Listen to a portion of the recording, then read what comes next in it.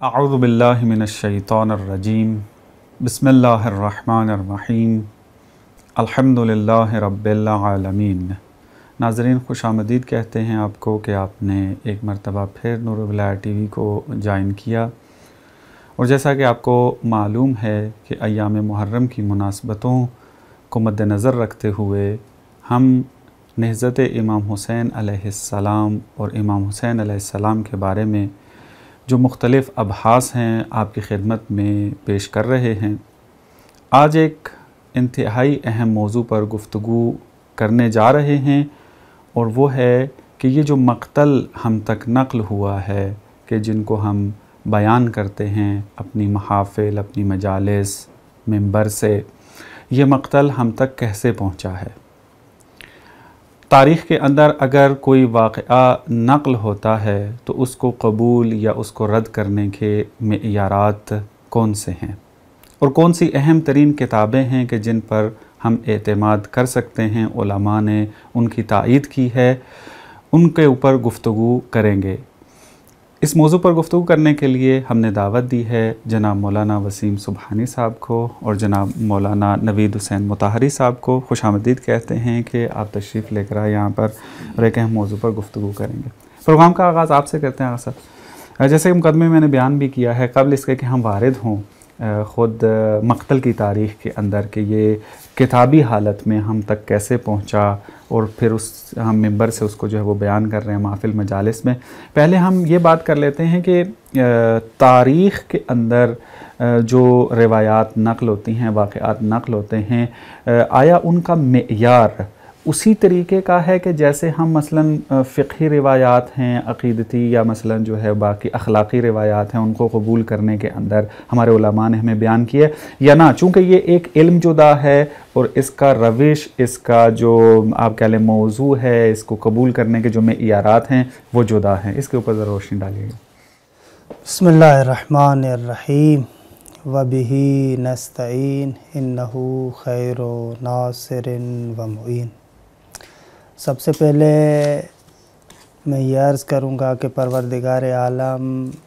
آپ کی توفیقات خیر میں اضافہ فرمائے، اور اسی طریقے سے اس مجموعے کو چلانے والے جتنے بھی دوستان ہیں خداوند منان ان کی توفیقات خیر میں اضافہ فرمائے۔ واقعاً پرانے زمانے سے بڑے بڑے علماء کی یہ آرزو رہی ہے کہ سید الشہداء کے حوالے سے مختلف زاویوں اور مختلف جہات سے گفتگو ہونی چاہیے۔ بہرحال خداوند متعال نے یہ توفیق آپ لوگوں کو عنایت فرمائی کہ بہرحال اپنی بساط کے اعتبار سے، اپنے وسائل کے اعتبار سے تقریباً کربلا، عاشوراء، سید الشہداء کو مختلف زاویوں اور مختلف جہات سے پیش فرما رہے ہیں کہ پروردگار عالم انشاءاللہ آپ کی یہ زحمات قبول فرمائے۔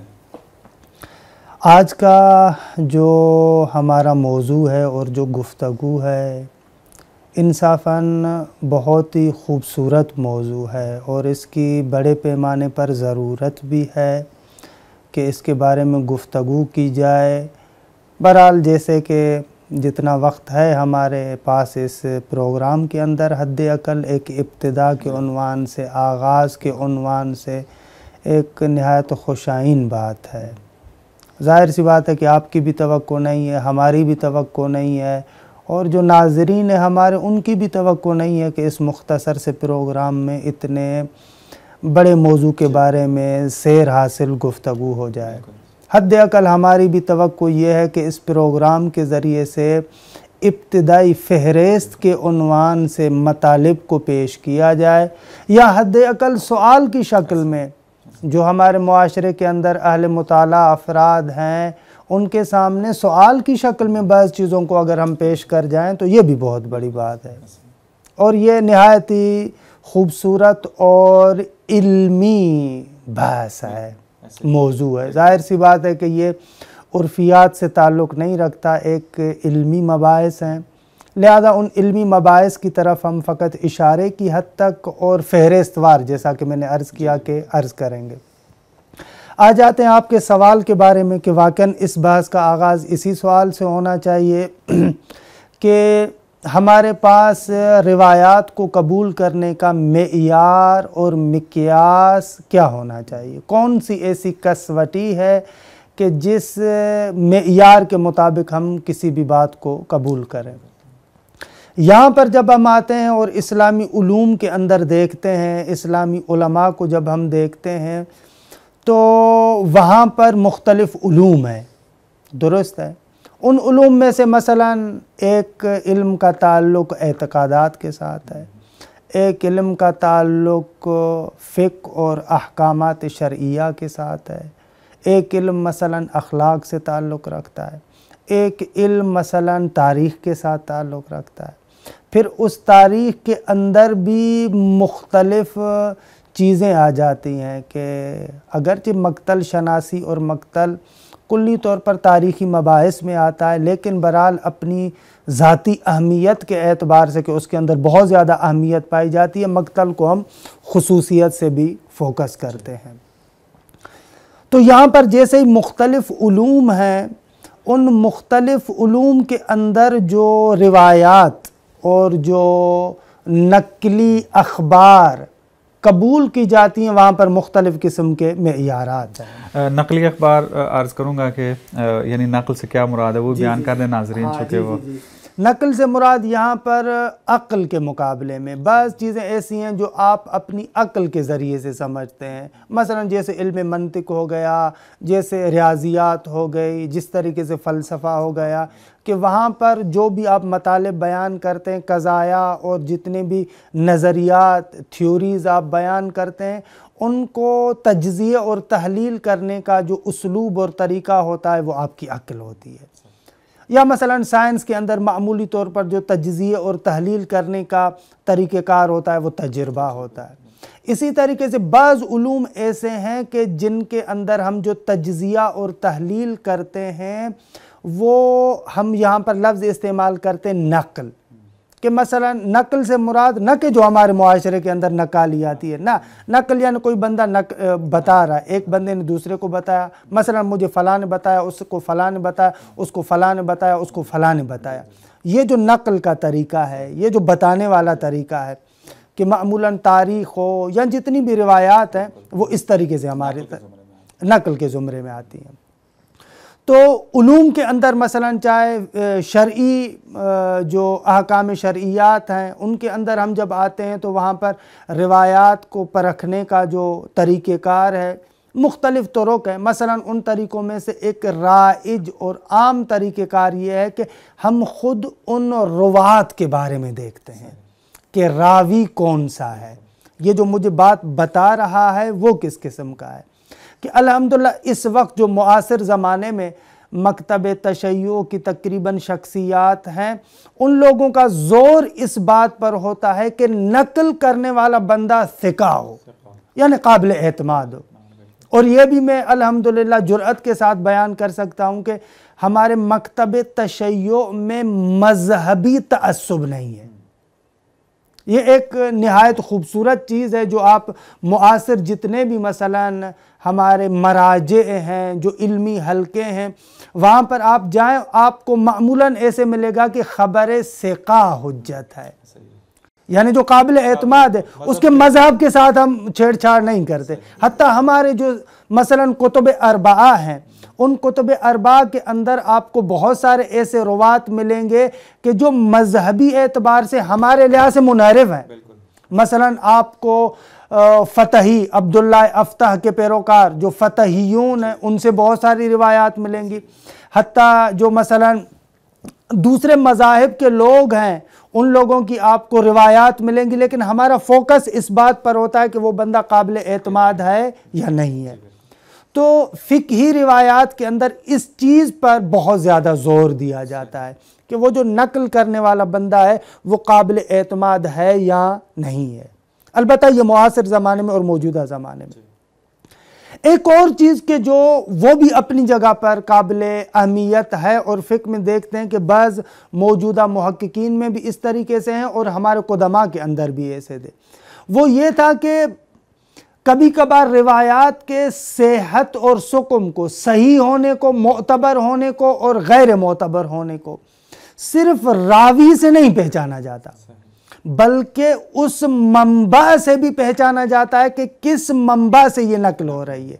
سورس اس کا کیا ہے، اس کا سورس کیا ہے۔ مثلا ہمارے جتنے بھی قدماء ہیں، مثلا شیخ صدوق کی آپ من لا یحذر الفقیہ کو اٹھا کر دیکھیں، اس کے مقدمے میں خود وہاں پر شیخ صدوق اس نقطے کی طرف توجہ دلاتے ہیں کہ یہ جو ہم روایات نقل کرتے ہیں ان کتابوں سے نقل کرتے ہیں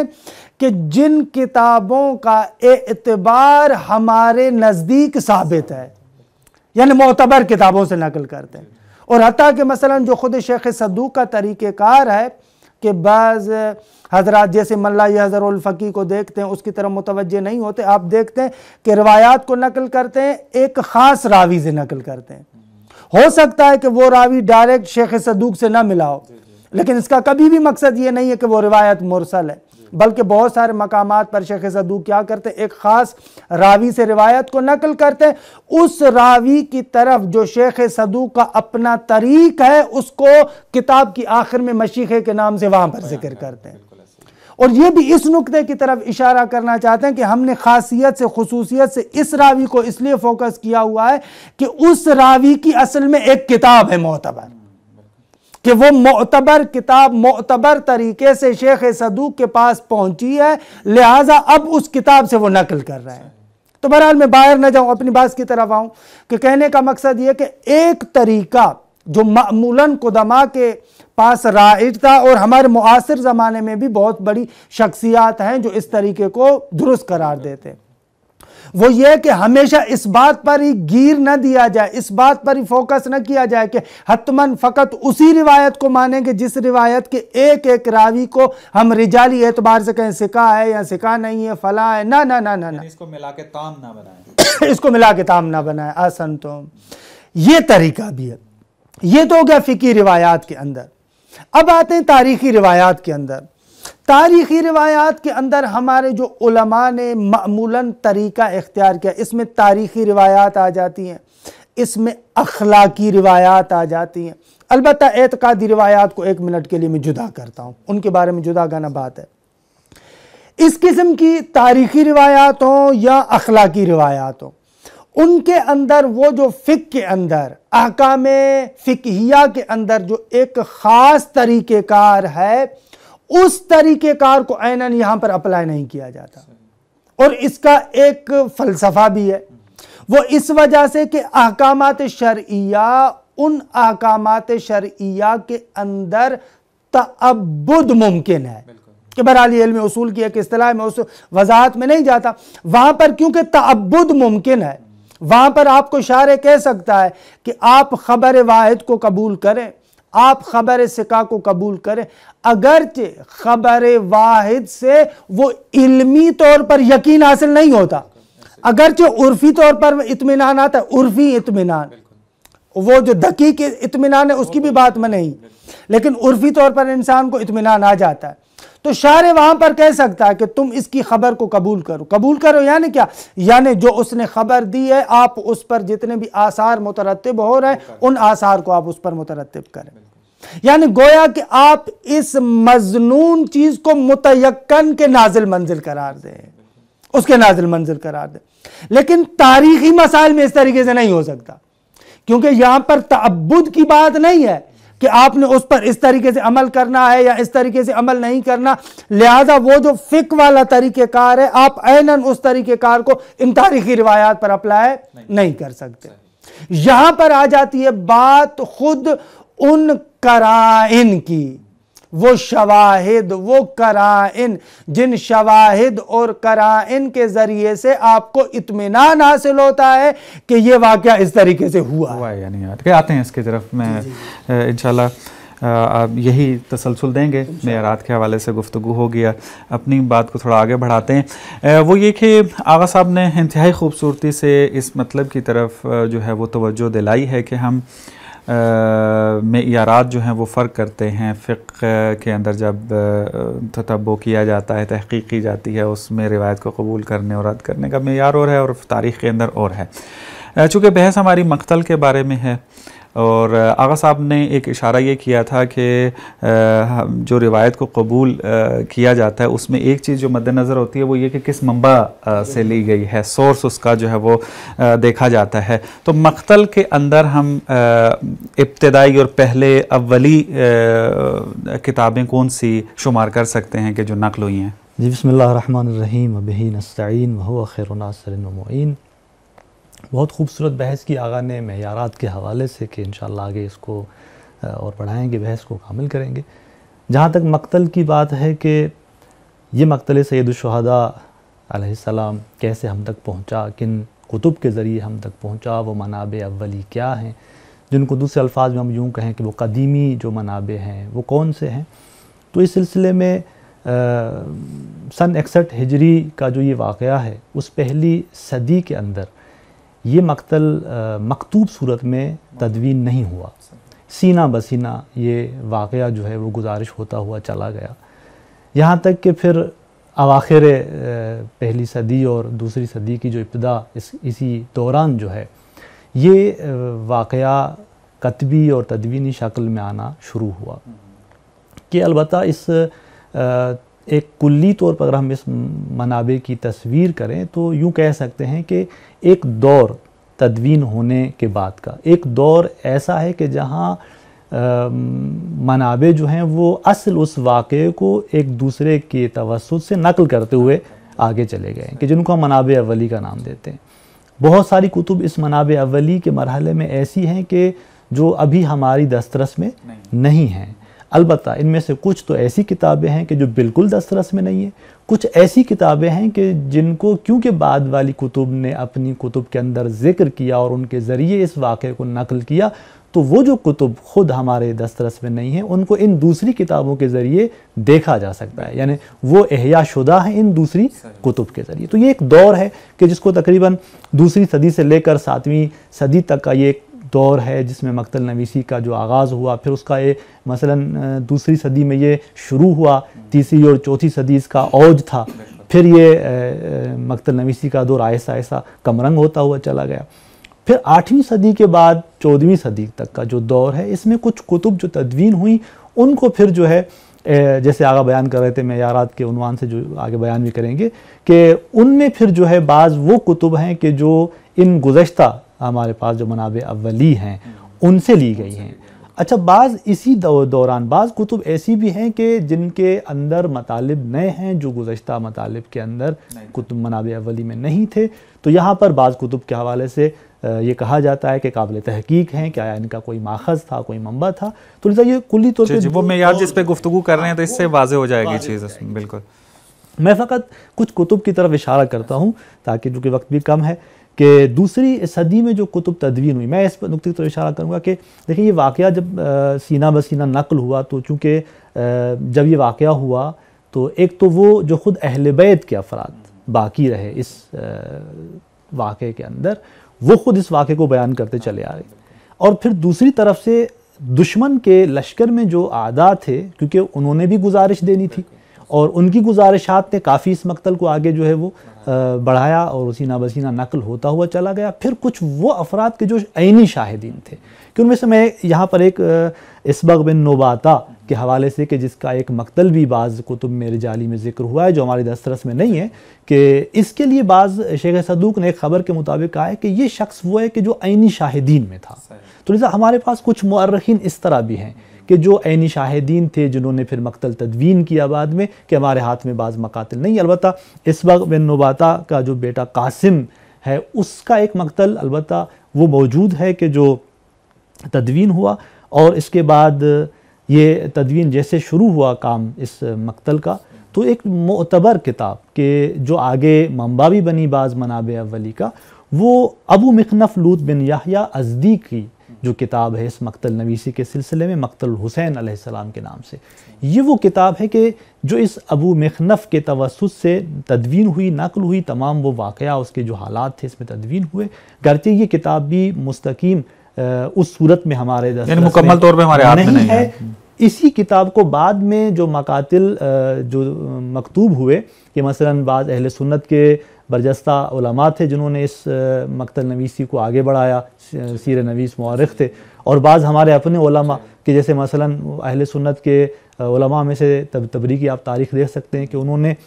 جب اس مقتل کو بیان کیا تو اس کی تقریباً گزارشات جو مقتل کیے وہ اسی ابو مخنف کی کتاب سے ہیں. اور ہمارے بزرگان میں سے مثلا ارشاد کو آپ دیکھ لیں، جناب شیخ مفید علیہ الرحمہ کی جو کتاب ہے الارشاد، ان کی بھی تقریباً جو گزارشات ہیں اس مقتل کے سلسلے میں وہ اسی کتاب ابو مخنف کے حوالے سے. میں فقط ایک دو باتوں کی طرف اشارہ کروں گا، البتہ کہ کتب بہت ہیں. پھر تیسری صدی چونکہ اوج تھا اس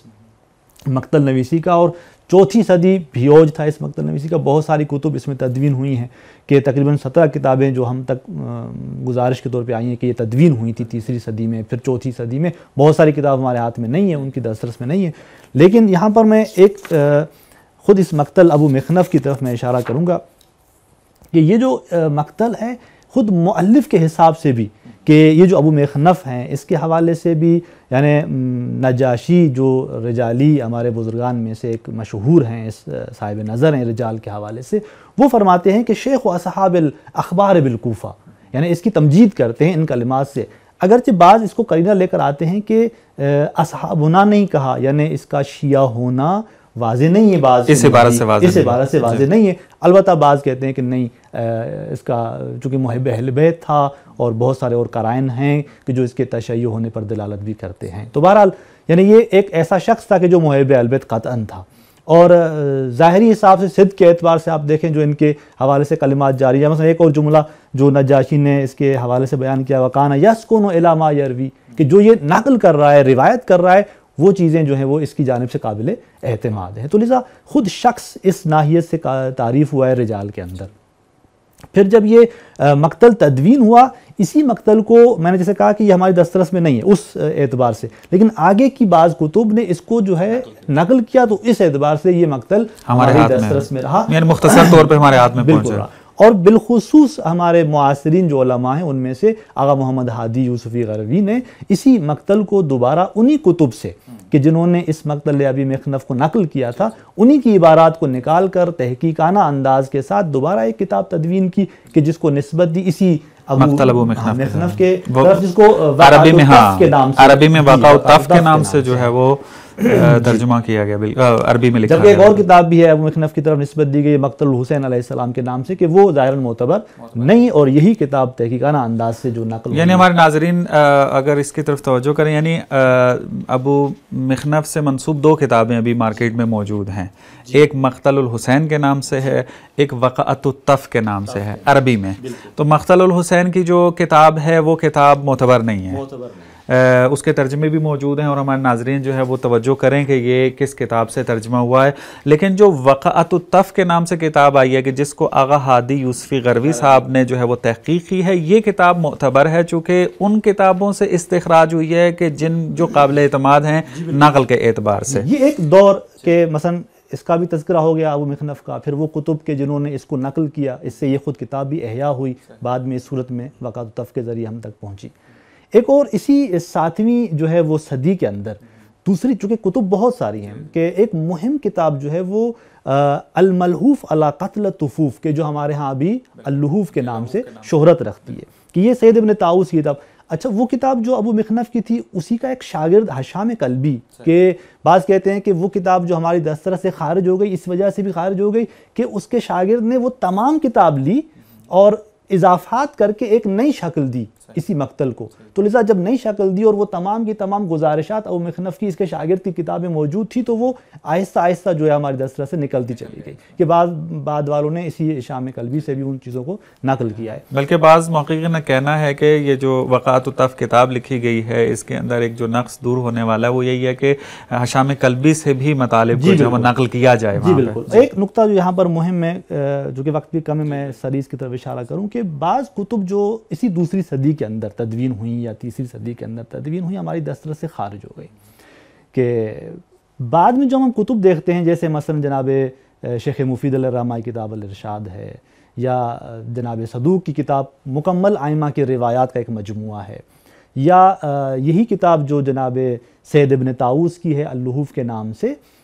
بہت سارے ایسے مطالب اسی لحوف کے اندر ہیں کہ جو ان کتب کے اندر نہیں ملتے کہ جنہوں نے ابو مخنف سے اس واقعے کو نقل کیا ہے۔ تو اس کے حوالے سے بھی بزرگان فرماتے ہیں کہ کچھ کتب وہی انہی منابع اولیہ میں سے جو دوسری تیسری صدی کی لکھی ہوئی ہیں ایسی تھی کہ جو بعض افراد کی دسترس سے تو خارج ہو گئیں، لیکن ہمارے ہی بعض علماء کے پاس وہ کتب موجود تھی، تو لذا انہوں نے اپنی کتب کے اندر انہی جو ان دور میں ان کے ہاتھ میں نہیں تھی اور انہوں نے پھر اس کو بعد میں نقل کیا۔ نمونے کے طور پہ یہاں پر ایک مورد جو کہ بالکل بارز بھی اس واقعہ کربلا کا، کہ جہاں امام حسین علیہ السلام سے پوچھا جاتا ہے کہ جو بعض افراد امام سے پوچھتے ہیں کہ آپ کیوں جا رہے ہیں کربلا، آپ کو معلوم بھی ہے کہ آپ شہید ہو جائیں گے، جیسے خود امام بیان کرتے تھے، یا وہ جو حالات بیان کرتے تھے کہ ہم یہ دیکھ رہے ہیں اور آپ اس طرف جا رہے ہیں، تو وہاں پر ایک معروف جملہ جو امام نے فرمایا تھا کہ یہ جملہ بعض کہتے ہیں کہ جناب محمد بن حنفیہ کے ساتھ گفتگو کے دوران امام نے یہ جملہ ارشاد فرمایا کہ ان اللہ شاء ان یراک قتیلا، کہ ان یرانی قتیلا، یہ یا مثلا جناب اسرا کے حوالے سے بھی جو امام نے جملہ کہا کہ خدا ان کو اسیر ہونا، خدا کی مشیت یہ ہے کہ وہ اسیر ہوں، تو یہ وہ کلمات ہیں کہ جو اس واقعے کربلا کے امام علیہ السلام کے زبان مبارک سے جاری ہونے والے کلمات میں سے ایک بارز کلمات ہیں، جبکہ یہ وہ کلمات جس کو حدیث مشیت سے بھی تعبیر کیا جاتا ہے اسی واقعے کے سلسلے میں سابقہ کتب میں موجود نہیں ہے، جبکہ یہی مطلب ہمیں لحوف اور اس کے بعد کی کتب میں ملتا ہے، کہ یعنی پہلا شخص جس نے اس مطلب کو درج کیا منابع اولی میں سے سید ابن طاؤس تھے اپنی کتاب لحوف کے اندر۔ تو اسی کے حوالے سے بھی بعض بزرگان کہتے ہیں کہ ایک تو وہ یہ احتمال، بلکہ وہ ہے بھی بعض قرائن سے واضح بھی ہے کہ بعض کتب ان کے ہاتھ میں تھی، کہ خود اس کے لیے تو یہاں پر تصریح بھی کی گئی کہ ایک گزارش میں یہ ملتا ہے کہ ابن طاؤس نے اسی بات کو ایک اور اصل سے لیا ہے کہ جو محمد بن داؤد کمی کے نام سے پہلے تھی، وہ بھی منابع کوہن اور اولی میں سے تھی، تو لذا اسی سے یہ بات واضح ہوتی ہے کہ مقتل کا ایک دور پورا جو منابع اولی سے تعلق رکھتا ہے، جس کو منابع قدیم سے یاد کرتے ہیں، وہ دوسری صدی سے لے کر 7ویں صدی تک ہے۔ اس کے درمیان مہم کتاب جو ہے وہ ابو مخنف کی ہے، جس کو بعض دیگران نے نقل کرتے چلے آئے، اور ہمارے دوسری کتاب ہے جس کے اندر لحوف بھی انہی کتابوں میں سے ہے، الارشاد بھی انہی کتابوں میں سے ہے۔ یعنی جیسے آپ نے ارشاد فرمایا کہ کتابیں تو بہت ساری لکھی گئی، ایک پوری طویل فہرست ہے مقتل کی، کہ جیسے آغا نے بیان کیا کہ ہم فہرست وار بیان کر سکتے ہیں، اس کو ہم تفصیل سے بیان نہیں کر سکتے۔ تو کتابیں چونکہ بہت زیادہ تھیں اور آہستہ آہستہ بعض وجوہات کی بنا پہ وہ کتابیں دسترس میں نہ رہ سکیں، لیکن بعض بزرگان نے جب کتابیں تدوین کرنا شروع کی تو بعض نقل جو کتابوں سے تھے وہ انہوں نے وہاں پر بیان کیے ہیں آ کر، کہ بہت ناظرین جیسا کہ آپ جانتے ہیں کہ موضوع تھوڑا سا علمی اور تخصصی بھی ہے اور تھوڑا وسیع بھی ہے، لیکن ہم چاہ رہے ہیں کہ ان کو تھوڑا کم لیول پہ بھی لے کر آئیں ان مطالب کو، اور جلدی اور فہرست وار آپ کی خدمت میں ذکر کریں تاکہ ایک دروازہ کھلے ہمارے ناظرین کے سامنے بھی، اور جو بھی یہ پروگرام دیکھ رہا ہے، کہ کس طریقے سے مطالب جو ہیں وہ لیے جاتے ہیں، اخذ کیے جاتے ہیں، اور کس طریقے سے دیکھا جاتا ہے کہ ہم مطالب جو ہے وہ کیسے لیں اور اسی تحقیق کیسے کریں۔ آج آغا صاحب ہم اپنے سوال کی طرف آگے بڑھتے ہیں۔ آغا صاحب نے خوبصورتی سے ایک دورہ، ایک زمانہ جو ہے وہ بیان کیا کہ مقتل جو ہیں وہ کس طریقے سے تدوین ہونا شروع ہوئی، اور بعض کتابیں رہیں ہمارے پاس، بعض کتابیں ہمارے پاس نہیں رہیں۔ تو ایک مطلب جو سامنے آتا ہے وہ یہ کہ اب جب تفاوت ہمیں نظر آ رہا ہے، بعض مثلا صدیوں میں جو مطلب بیان ہوا تھا، بعد والی صدی میں مثلا مطلب بیان ہو رہا ہے لیکن وہ اس کے اندر نہیں پایا جا رہا، تو ہمارے پاس کون سے ایسے معیارات ہیں کہ جن کی بنیاد پر ہم یہ فیصلہ کر سکتے ہیں کہ ہم نے یہ روایت یا یہ واقعہ جو نقل ہوا ہے اس کتاب کے اندر، اس کو ہم نے لینا ہے یا نہیں لینا؟ بسم اللہ الرحمن الرحیم۔ جی آغا، میں گزشتہ جو بات کر رہا تھا اسی کے ساتھ منسلک یہ سوال بھی ہے، مقدمہ تھوڑا سا لمبا بھی ہو گیا تھا، لیکن اصل اس کا جو نتیجہ میں لینا چاہ رہا تھا وہ یہ نکتہ تھا کہ ہمارے معاشرے کے اندر عام طور پر یہ تأثر دیا جاتا ہے کہ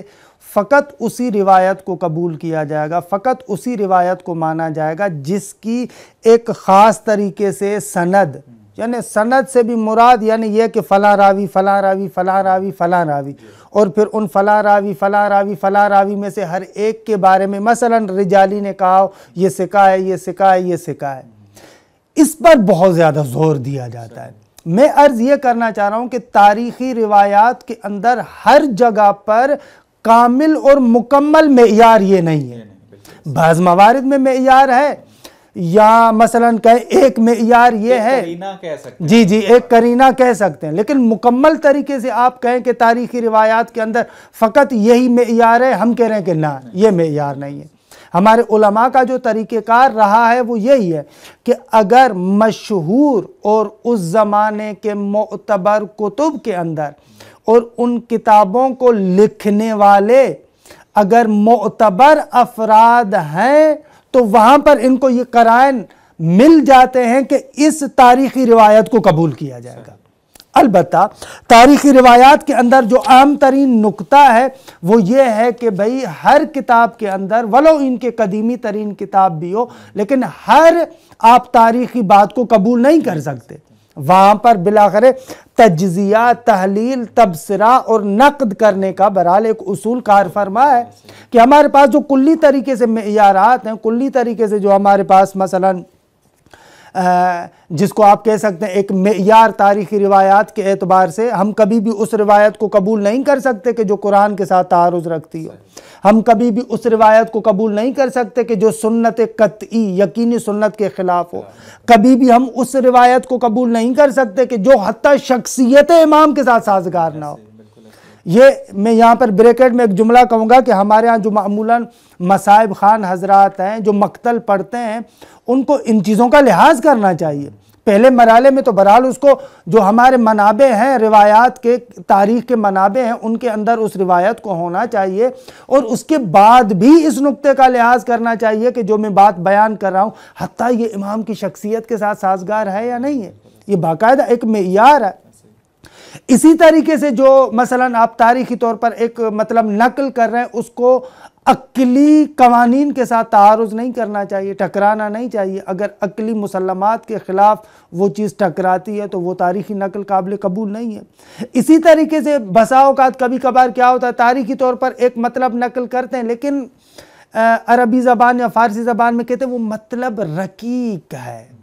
بالکل مبتذل، اور ایسا مطلب ہے کہ اصلاً امام کے ساتھ سازگار نہیں ہے کہ اس کو امام بیان کرے، پیغمبر بیان کرے، اس کی شخصیت کے ساتھ میل نہیں کھاتا. خوب یہ بھی ایک نقد کرنے کا معیار ہے. یا مثلاً کوئی ایک ایسا مطلب ہو تاریخی طور پر کہ جو آپ کے اس وقت کے مسلمات، سائنس اور علم جو مثلاً تجربیات کے ذریعے سے بہت ساری چیزیں قطعی طور پر آپ کے نزدیک ثابت ہو چکی ہیں،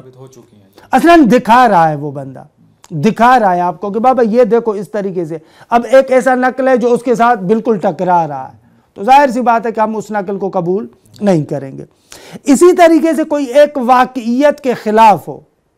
ایک واقعیت کے خلاف ہو، اس کو بھی آپ قبول نہیں کرتے. یہ میں صرف ان نکات کو ذکر کر رہا تھا کہ جو کسی بھی تاریخی متن کو جب آپ نقل کرتے ہیں تو اس کو نقد کرنے کا یہ طریقہ ہے، یعنی عمومی وہ قواعد ہیں کہ اس کا خیال رکھنا ہر محقق کے لیے ضروری ہے. اب آ جاتے ایک نقطہ 2 منٹ میں آپ سے لوں گا. یہ جو ہمارے پاس کربلا کی تاریخ ہے اس وقت متاسفانہ افسوس سے کہنا پڑتا ہے کہ بعض لوگ ایسے تاثر دیتے ہیں کہ گویا کہ یہ کوئی نعوذ باللہ کوئی جھوٹی کہانی ہے.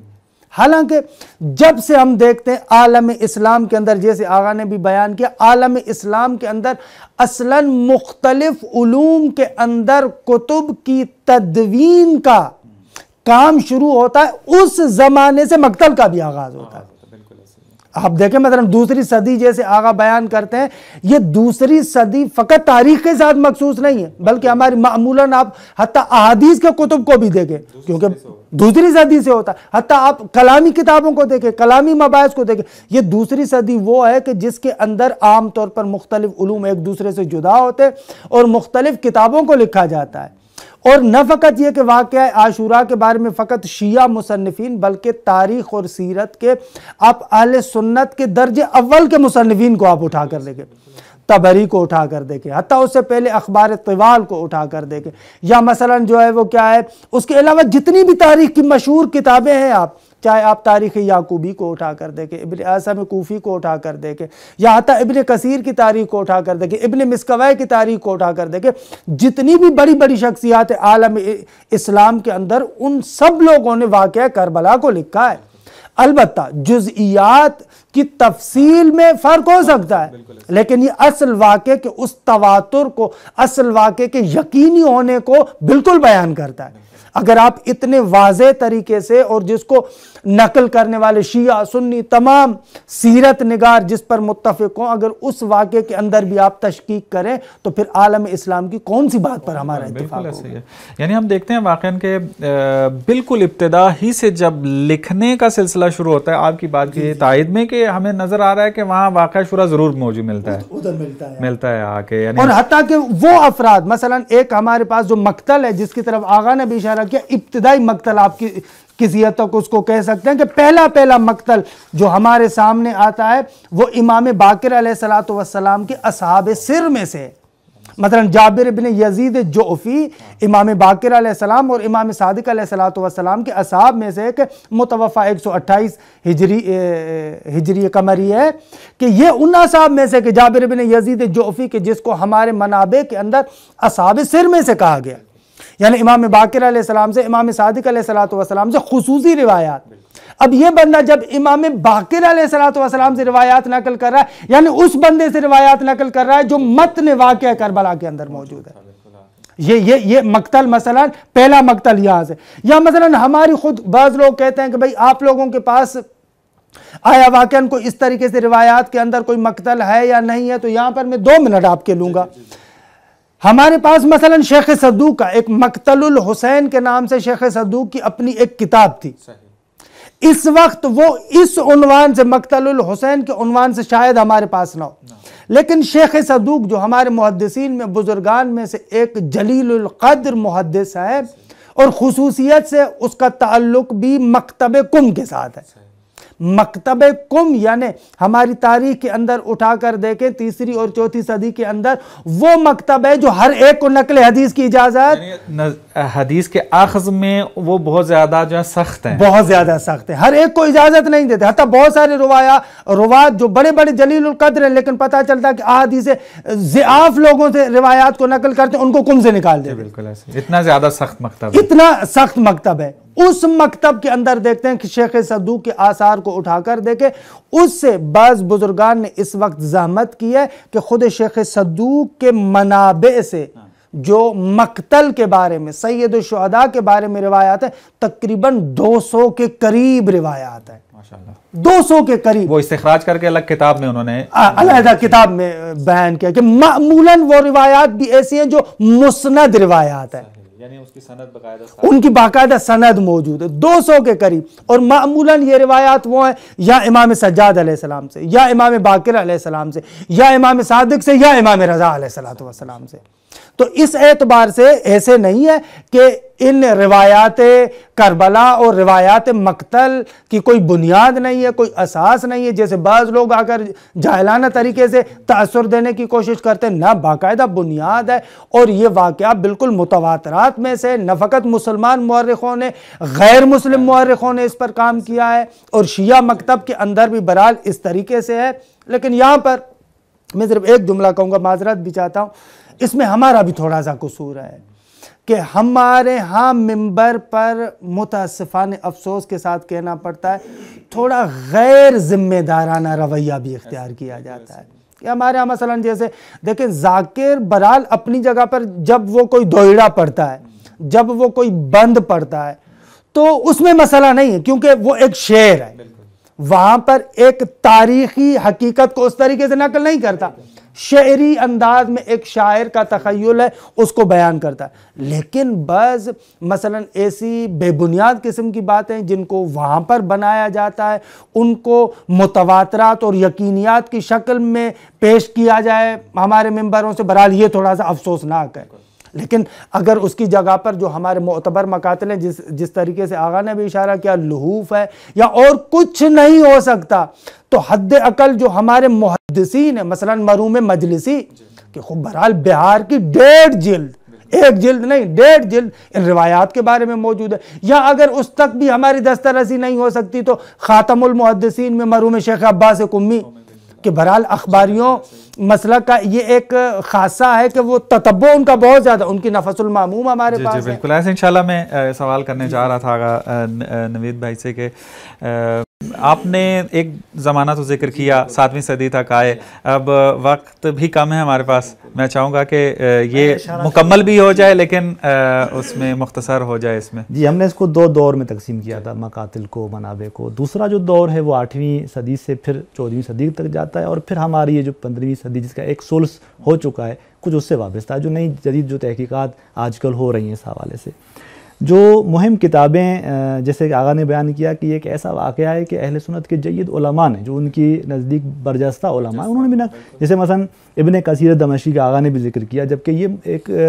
متعصب شخص تھا فکری حساب سے بھی اور گرائشی حساب سے بھی، لیکن اس نے بھی اس واقعے کو نقل کیا. ولو اس نے قدیم منابع سے کچھ چیزوں کو نقل کیا اور کہا ہے کہ مثلا فرض کرتے ہیں کہ تبری نے یہ چیزیں لکھی ہیں لذا میں لکھ رہا ہوں، ٹھیک ہے، لیکن اس نے درج کی ہے، لکھی ہے، واقعے کو قبول کیا ہے، اعتماد کیا ہے. جی بالکل. اسی طرح مثلا اسی صدی کے اندر کہ یعنی یہ دور پھر 7ویں صدی کے بعد یعنی 8ویں 9ویں یہ 2 ایسی صدیاں ہیں جہاں تھوڑا سا یہ مقتل نویسی کا کام جو ہے وہ رک جاتا ہے. پھر 10ویں صدی دوبارہ جو ہے اس مقتل نویسی کا کام تیزی سے آگے جو ہے وہ بڑھتا ہے کہ مثلا تسلیۃ المجالس وزینۃ المجالس، یہ کتاب جو آغا حائری کرکی کی ہے. میں فہرست وار 1-2 کتابیں بیان کرتا ہوں. پھر بہار بھی اسی میں آ جاتی ہے، جیسے آغا نے 1.5 جلد کا اشارہ بھی کیا کہ مفصل. اچھا، اور پھر اس میں کافی جو ہے وہ جدید چیزیں بھی ہمیں نظر آتی ہیں بہار کے اندر، حدیثی منابع سے جو ہمیں مقاتل کی بعض گزارشات ملتی ہیں جو ان منابع کہن میں بھی حتی اس طرح کی گزارشات نہیں ہیں. تو لذا خود یہ روایات کا ایک مجموعہ ہمارے لیے بہت ہی عظیم ذخیرہ ہے اس سلسلے میں. پھر اسی طرح آگے میں بعض کتب کو جہاں چھوڑ رہا ہوں، کچھ کتب ایسی تدوین ہوئی ہیں اس 10ویں صدی کے اندر کہ جو قابل تحقیق ہے، یعنی ہمارے علماء کی نظر میں وہ کہتے ہیں کہ ان پہ دوبارہ تحقیق کی جائے، تحقیق ہونے اور ماخذ جو ہے یعنی جو مطالب جو نقل ہوئے ہیں وہ کہاں سے ہیں اور اس کے اعتبار اور جو معیارات بیان کیے گئے ہیں آغا نے اس کے مطابق ہونے چاہیے. جو ہے واقعاً 14ویں صدی کی قابل اہمیت ہیں اور ہماری دسترس میں بھی ہیں. ہمارے علماء آج کے ہمارے علماء اہمیت بھی دیتے ہیں ان کتب کو اور منبر پر حوالہ بھی دیتی ہے ان کتب کا. یعنی جیسے آپ کہہ رہے تھے کہ اگر ہم قدیم منابع کی طرف نہ بھی چلے جائیں تو ہمارے اس 14ویں صدی کے جو کتب ہیں، جیسے شیخ عباس قمی کی جی جو آغا نے نام لیا، ان کی پھر جو ہے 2 کتابیں ہیں، ایک یعنی نفس المحموم کے نام سے اور دوسری کتاب ان کی منتہی الاعمال کے نام سے، کہ یہ دونوں کتاب شیخ عباس قمی کی ہیں، محدث ایک جلیل القدر ہیں. ان کی کتاب کی طرف انسان مراجعہ کرے کہ جس کو ہمارے آج کے علماء اہمیت کی نگاہ سے بھی دیکھتے ہیں کتاب ہے. یا ایک اور کتاب بہت ہی خوبصورت کتاب ہے، مقتل مکرم کے نام سے معروف ہے، مشہور ہے کہ مقتل الحسین علیہ السلام نام اس کا عربی میں، جو مقتل مکرم سے فارسی میں ترجمہ بھی ہوا ہے کہ یہ یعنی عربی میں پھر اردو میں بھی ترجمہ اس کا ہوا ہے. 4 بخش ہیں پورا اس میں. تحلیلی یہ ایک جو میں فرق بیان کرنا چاہ رہا ہوں 14ویں صدی کا قدیم کتب کے ساتھ، وہ یہ کہ یعنی 14ویں صدی میں جو کتب تحریر ہونے لگیں آگے اس میں ایک تحلیلی گفتگو بھی آنے لگی، یعنی وہ نقل کرتے ہیں واقعہ اس کی تحلیل کرتے ہیں کہ یعنی واقعاً عاشورہ کے اس قیام سے کیا درس مل رہے ہیں ہمیں، یہ تحلیل ہے. یا مثلا امام علیہ السلام کا اس قیام میں فلسفہ اہداف کو تحلیلی انداز سے پیش کرنا، بیان کرنا. تو لذا یہ ایک جو ہے خاصیت 14ویں صدی کے بعض کتب میں ہمیں نظر آتی ہے. اور پھر یہ جو ہماری 15ویں صدی ہے کہ میں تھوڑا اس کی طرف اشارہ کر دوں کہ ایک ثلث تو گزر چکا ہے اس صدی کا، بہت ساری اچھی کتب جو ہیں اس مقتل کے حوالے سے آج بھی تحقیق ہو رہی ہیں. کہ مثلا ایک نام میں لوں یہاں پر ایک کتاب کا کہ مع رکب الحسین من المدینہ الی المدینہ، یہ بھی ایک کتاب ہے ماشاءاللہ، یعنی ایک تحقیقاتی ٹیم کی طرف سے ہے، ایک لوچنا پوری نے جو ہے بالکل. اسی طرح مثلا موسوعۃ شہادت المعصومین کے نام سے جو دانشکدہ باقر العلوم کی جانب سے ایک تاریخ کا پورا گروہ بیٹھا ہوا ہے اس مقتل کی تدوین پر، اور اس میں انہوں نے جو ہے 1 جلد کامل جو ہے وہ امام حسین علیہ السلام کے حوالے سے، یعنی پورا ایک جو ہے آج کے زمانے کی تحقیق لیکن انہی منابع سے استفادہ کرتے ہوئے جو ہمارے قدیم اور اولی منابع تھے. اس طرح دانش نام امام حسین آغا ریشری کی، اس طرح حدیثی تفصیل سے امام حسین علیہ السلام کی ایک کتاب ہے. تو ایک دوسرا جو پہلو ایک فرق کرتا ہے آج کی ہماری اس کتب میں وہ یہ کہ یہ تحلیلی گفتگو کیوں ہو رہی ہیں آج کی تحقیقات میں. اس کی ایک وجہ یہ بھی ہے کہ چونکہ کربلا کو، اس قیام کو الگو کے عنوان سے لینا ہے، یعنی ہم مختلف میدانوں میں، ہمارا سیاسی میدان ہو، انقلابی میدان ہو، فرہنگی میدان ہو، اب تک قدیم منابع میں توصیفی عنوان سے یہ مقتل نشر آتا چلا گیا، گزارش ہوتا ہوا چلا گیا، لیکن آج یہ تحقیقات جو زیادہ ایک خاصیت کی حامل ہیں ان منابع کی نسبت، وہ یہ کہ جو معتبر کتابیں ہیں وہ ان تمام منابع کی طرف تو استناد ویسے ہی کر رہی ہیں جو منابع اولی ہیں، ساتھ میں تحلیل ہے۔ پھر یہ تحلیل اس انداز سے بھی ہے کہ اس واقعے کو ایک الگو، ایک آئیڈیل کے عنوان، نمونے کے عنوان سے پیش کیا جا رہا ہے کہ ہم کس طرح اس واقعے سے استفادہ کر سکتے ہیں اپنے سیاسی محاذ پر، فرہنگی محاذ پر۔ تو لہٰذا یہ 15ویں صدی کے سلس میں جدید تحقیقات اس نوع ہے۔ بالکل، بہت شکریہ آغا صاحب۔ میں چاہوں گا کہ اس کتاب کو آپ دکھائیں کیمرے پہ کہ یہ کتاب انتہائی تحقیقی ہے، اور میرا خیال میں شاید کچھ دوستان زحمت کر رہے تھے ترجمے کی، اب نہیں معلوم اردو میں ترجمہ ابھی تک ہوا ہے نہیں، لیکن ناظرین دیکھ لیں اس کو۔ یہ جو کتاب ہے واقعاً موجودہ معاصر زمانے میں جو مقتل کے حوالے سے کام ہوا ہے، خوبصورت ترین کام، یہ جو تاریخ قیام و مقتل جامع سید، اس سے سیدھا کر کیمرے پہ لیں، اگر یہ اس ایسے طریقے سے دیکھا جائے تو یہ 2 جلدوں میں کتاب ہے، اور اس کتاب کی خاصیت یہ ہے کہ جیسے انہوں نے نام رکھا ہے مقتل جامع، واقعاً ایک جامعیت کی حامل کتاب ہے کہ اس کے اندر تاریخی جنبہ بھی ہے، تحلیلی جنبہ بھی ہے، اور تحلیلی جنبے کے علاوہ حتیٰ جتنے کردار ہیں مقتل کے ساتھ تعلق رکھنے والے، ان تمام کرداروں کے بارے میں بھی گفتگو۔ یعنی ایک کسی نے مقتل کی، یعنی کربلا کی اگر ایک جامع معرفت حاصل کرنی ہے تو یہ 2 جلدی کتاب جو ہے ناظرین کے لیے بہت اچھے ہے۔ اس کے اندر مطالب رسا ہیں اور تحقیقی ہیں، کیونکہ پورے گروہ نے جو ہے وہ لکھا ہے اس کو آ کے۔ جی بہت شکریہ۔ خصوصاً یعنی ایسے کہا جا سکتا ہے، شاید مبالغہ نہ ہو، کہ مقتل کے حوالے سے ایک انسائیکلوپیڈیا ہے۔ واقعہ نہیں، بالکل ایسے ہی ہے۔ ناظرین دیکھا آپ نے کہ یہ موضوع جو ہے کتنی اہمیت کا حامل ہے، اور یہ بنیاد ہے، یہ مطالب جو آپ کی خدمت میں آج ہم نے بیان کیے ہیں، وہ ذاکرین، وہ علماء، وہ طلاب، وہ مرثیہ پڑھنے والے کہ جو ممبر پر جا رہے ہیں، مجالس پڑھ رہے ہیں، ان کے لیے یہ ہمارا جو سیگمنٹ تھا انتہائی اہمیت کا حامل ہے۔ کتابیں بعض تعارف ان کا کروا دیا گیا ہے، بعض اہم مطالب آپ کی خدمت میں بیان کر دیے گئے ہیں۔ یہ آپ کی اپنی اگلی جستجو اور محنت ہوگی کہ آپ انہی کتابوں کا جو ہے وہ اردو ترجمہ ڈھونڈتے ہوئے ان کا مطالعہ کریں، اور ایک معتبر مستند مقتل کو جو ہے ممبر کے ذریعے بیان کریں، تاکہ اطمینان حاصل ہو کہ واقعہ عاشورہ جس طریقے سے ہوا وہ ہم بیان کر سکیں وہاں پر، اور حقائق کو پوری امت مسلمہ یا پوری بشریت تک جو ہیں وہ پہنچا سکیں۔ بہت سارے مطالب رہ گئے اس موضوع میں، انشاءاللہ اگر توفیق ہوئی دوبارہ آپ کی خدمت میں اس موضوع کو کبھی کھولیں گے، اور چونکہ یہ علمی موضوع ہے بہت زیادہ، کہ ہم نہیں چاہ رہے تھے کہ آپ کے سامنے جو ہے وہ ساری علمی گفتگوؤں کو کھول کر بیان کریں، چونکہ اس میں خستگی بھی پائی جاتی ہے، تھوڑا سا علمی رنگ زیادہ ہے، کہ انشاءاللہ کسی مناسب موقع پر اس کے اوپر تفصیل سے گفتگو کریں۔ لیکن جتنی گفتگو ہو چکی ہے اس کو حتماً مد نظر رکھیں، اس کے مطابق مطالعہ کریں مقتل کا، اور آگے پہنچائیں ان مطالب کو کہ جو آپ کی خدمت میں بیان ہوئے ہیں۔ انشاءاللہ اگلے سیگمنٹ میں آپ کی خدمت میں حاضر ہوتے ہیں، تب تک کے لیے اجازت دیجیے۔ والسلام علیکم ورحمۃ اللہ وبرکاتہ۔